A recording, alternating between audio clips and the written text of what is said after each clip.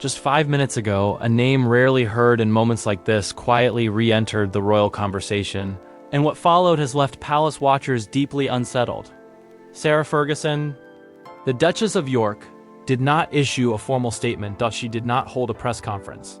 But through carefully chosen words, she hinted at a private understanding, an arrangement never publicly acknowledged, involving Meghan Markle and Prince Andrew. No direct accusations were made. No documents were revealed. Yet the implication alone was enough to ignite intense speculation. In royal circles, silence often protects more than denial.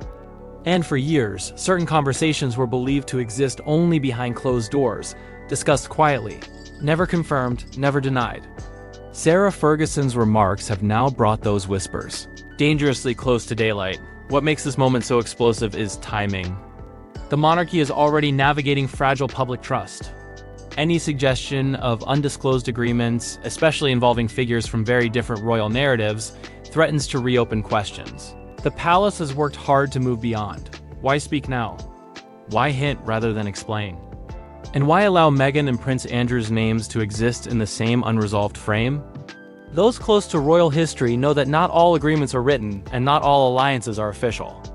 Some exist only as understandings, shaped by circumstance, survival, and silence.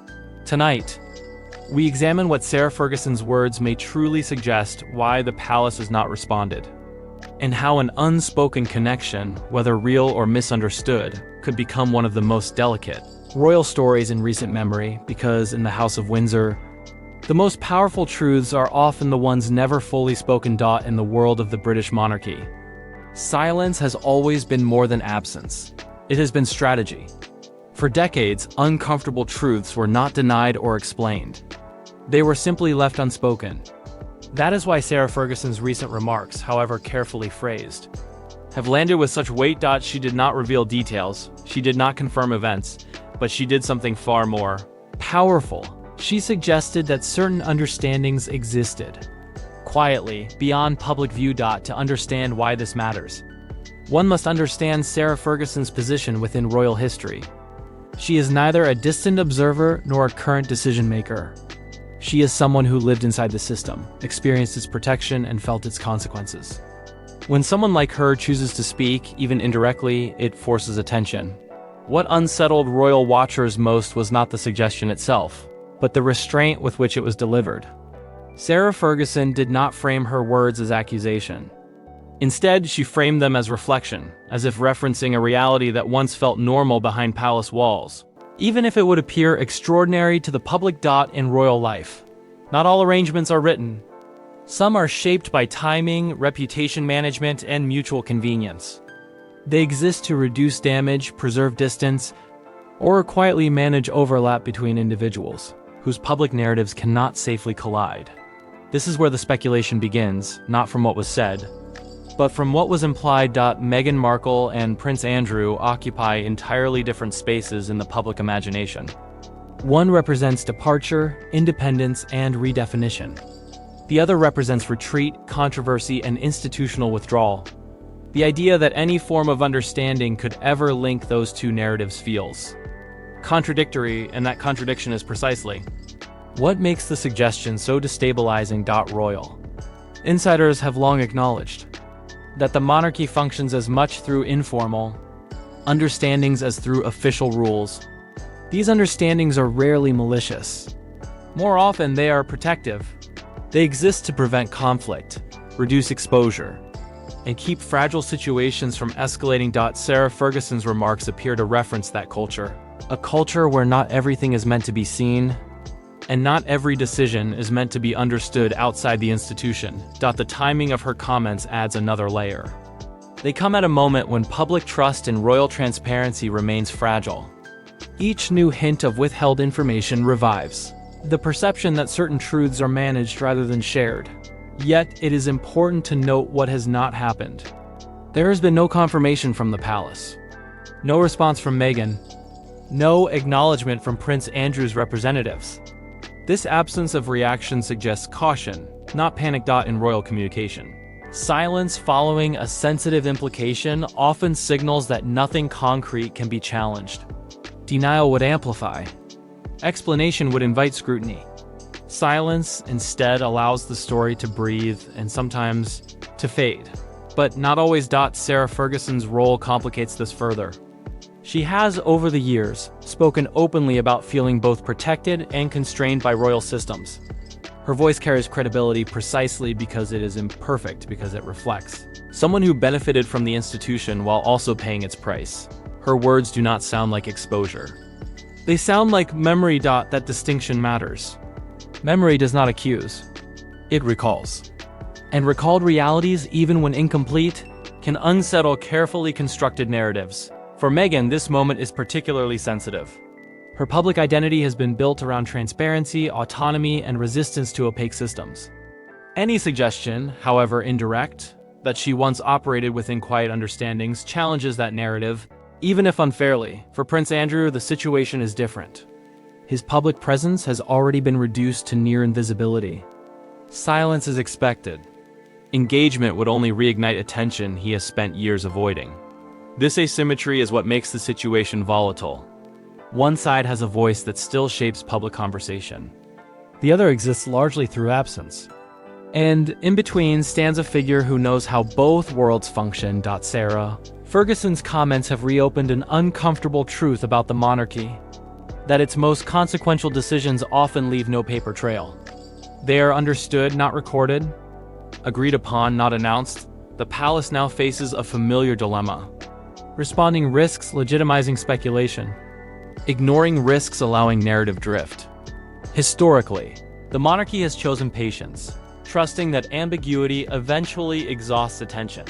Whether that strategy works today remains uncertain. Audiences are more skeptical. Media ecosystems are more persistent, and viewers are trained to listen not just to what is said, but to what is avoided. This moment may ultimately lead nowhere. No documents, no confirmations, no follow-up. But its impact lies elsewhere, in the reminder that royal history is not only written in ceremonies and statements, but also in the quiet understandings that never reach the public record. And once the possibility of such an understanding is acknowledged, even indirectly, it becomes part of the story, whether the palace approves or not. What Sarah Ferguson has done is not expose a fact, but expose a pattern. A pattern of silence uses glue, holding together narratives that might otherwise fracture. The question now is not whether a specific agreement existed. The question is whether the public is still willing to accept that some stories will always remain half-told. Because in the modern royal era, even a whisper can be loud enough to change how the silence is heard. What makes Sarah Ferguson's remarks resonate so powerfully is not merely what was implied, but when it was implied. Timing within royal history is never accidental. Words spoken too early are dismissed. Words spoken too late are forgotten. But words spoken at the moment of institutional vulnerability can alter perception entirely. The monarchy is currently navigating one of its most delicate transitions in decades. Public confidence is no longer anchored solely in tradition. It is shaped by transparency, accountability, and emotional credibility. Against this backdrop, even a subtle suggestion of undisclosed understandings feels heavier than it might have in another era. Sarah Ferguson understands this dynamic better than most. She has lived through periods when the palace chose silence as survival, and moments when silence became its greatest liability. Her experience gives her an instinctive awareness of when a remark will echo, and when it will disappear. This is why observers believe her comments were not casual. They were measured, not in content, but in placement. She did not frame her words as revelation. She allowed them to exist as reflection. That distinction grants plausible deniability while still planting a question that cannot easily be removed. In royal culture, questions are often more disruptive than answers. The suggestion of a private understanding involving Meghan Markle and Prince Andrew immediately triggered discomfort because it collided with established narratives. Meghan's story has been defined by departure and defiance of opaque systems. Prince Andrew's story has been defined by withdrawal and institutional containment. The idea that these two narratives might have once intersected, even indirectly, unsettles the clarity the palace relies on. Importantly, discomfort does not equal truth. But in public consciousness, discomfort signals possibility. And possibility, when left unaddressed, tends to expand. Sarah Ferguson's proximity to Prince Andrew adds another layer of sensitivity. Her words are inevitably filtered through that relationship, whether fair or not. This proximity lends familiarity but also raises questions of motivation, not accusation. But context. Royal audiences are adept at reading between lines. They recognize that not all statements are meant to inform. Some are meant to reposition. Whether Sarah Ferguson intended repositioning or not, the effect is the same. The tension shifts. Another critical factor is restraint. Had her language been explicit, it would have invited immediate rebuttal. Instead, its ambiguity makes rebuttal difficult without amplifying the story. The palace now finds itself constrained by the very vagueness that protects Sarah Ferguson. This is where timing becomes strategy. The monarchy has historically relied on delay as defense.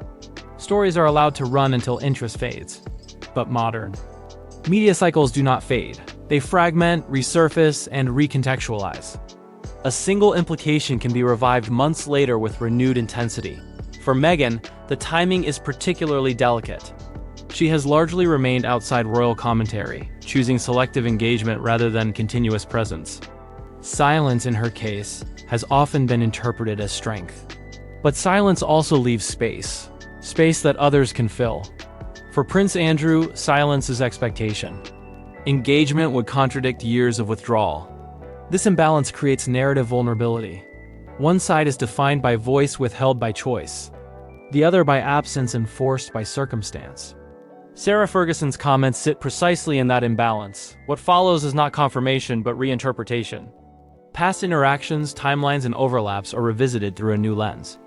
Not because new evidence exists, but because perception has shifted. This is the quiet power of suggestion within royal storytelling. Once perception shifts, facts are no longer evaluated in isolation. They are weighed against newly imagined frameworks. The palace's continued silence suggests awareness of this risk.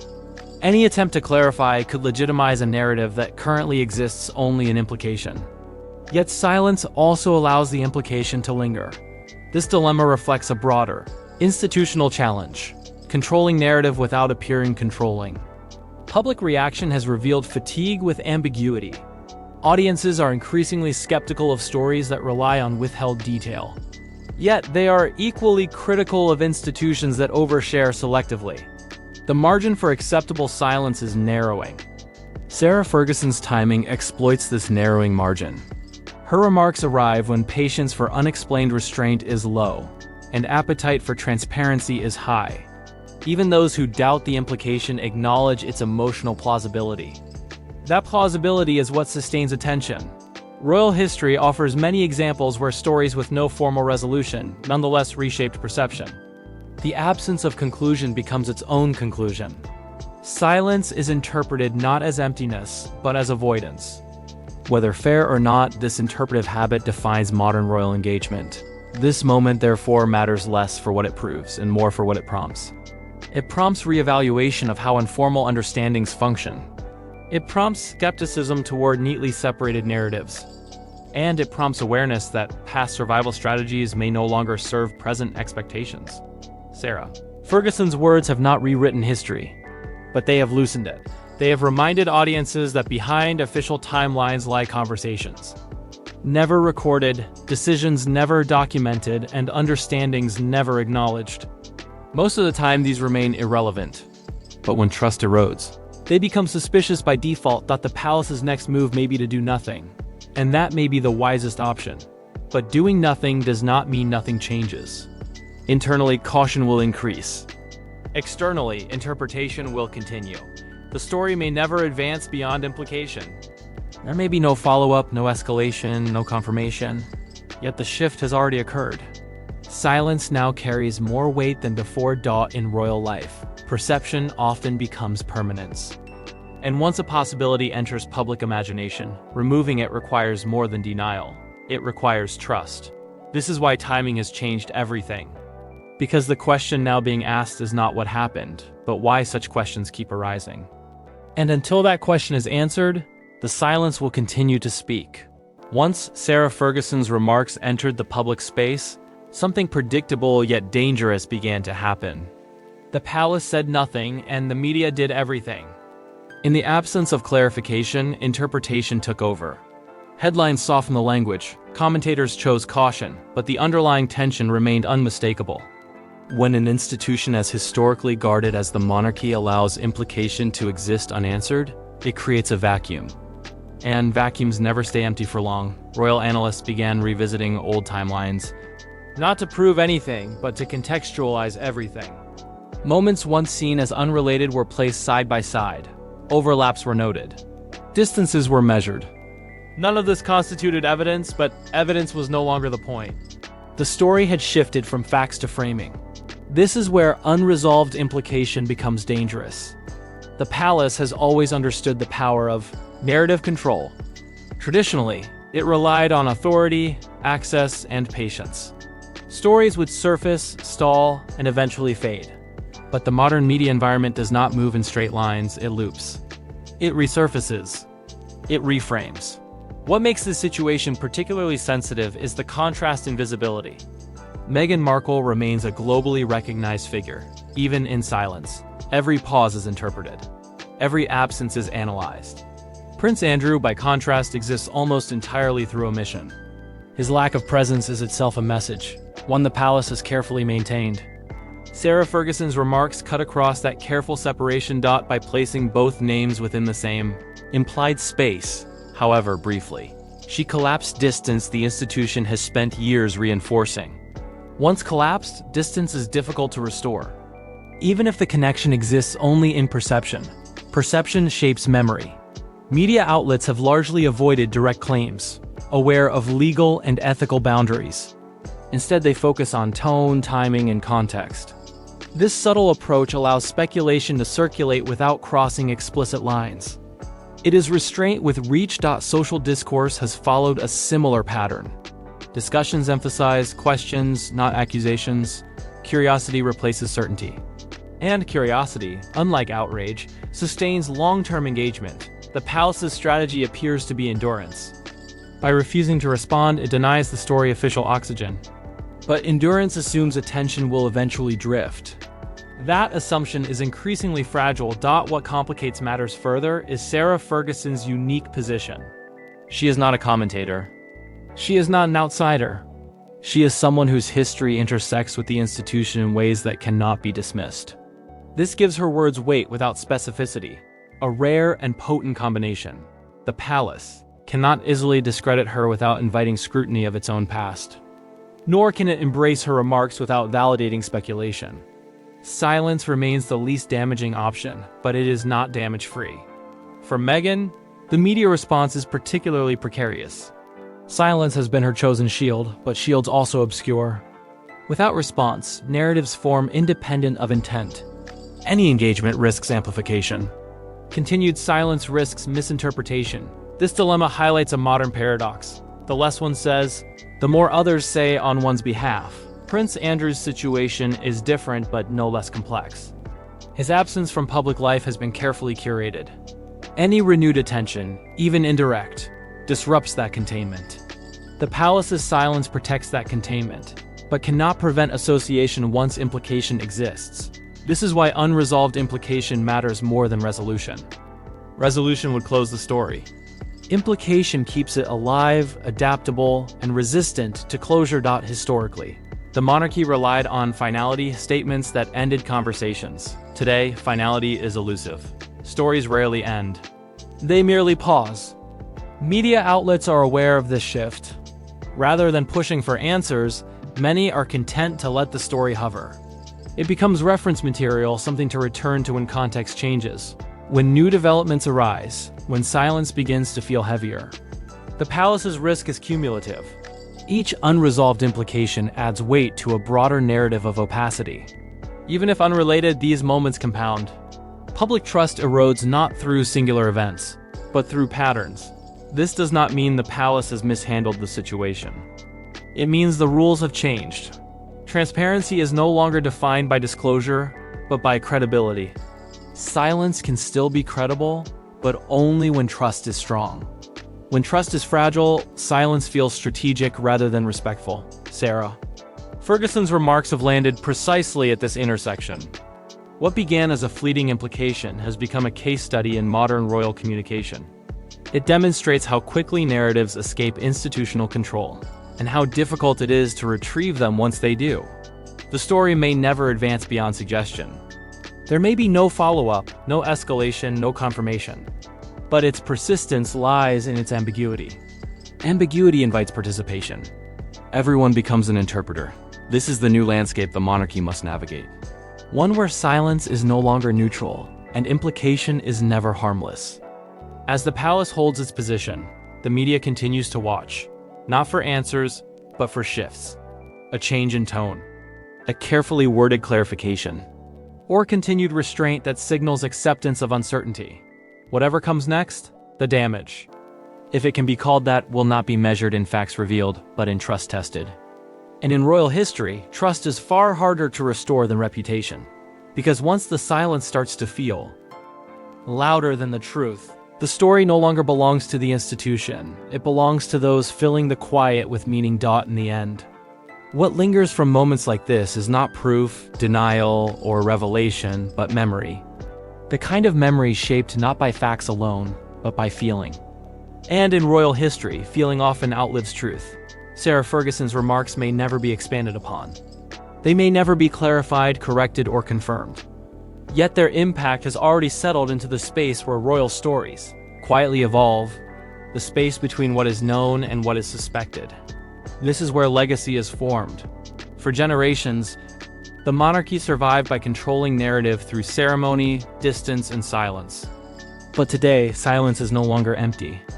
It is interpreted, archived, replayed.